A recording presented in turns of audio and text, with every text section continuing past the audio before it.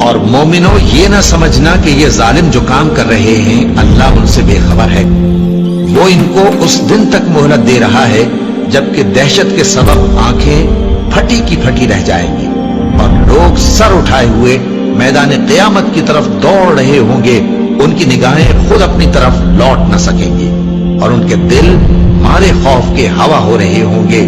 اور لوگوں کو اس دن سے آگاہ کر دو جب ان پر عذاب آ جائے گا، تب ظالم لوگ کہیں گے کہ اے ہمارے پروردگار ہمیں تھوڑی سی مہلت عطا کر تاکہ ہم تیری دعوت توحید قبول کریں اور تیرے پیغمبروں کے پیچھے چلیں۔ تو جواب ملے گا، کیا تم پہلے قسمیں نہیں کھایا کرتے تھے کہ تم کو اس حال سے جس میں تم ہو زوال نہیں ہوگا؟ جس دن یہ زمین دوسری ہی زمین بنا دی جائے گی اور آسمان بھی بدل دیے جائیں گے اور سب لوگ اللہ کے سامنے نکل کھڑے ہوں گے جو یکتا ہے، بڑا زبردست ہے۔ اور اس دن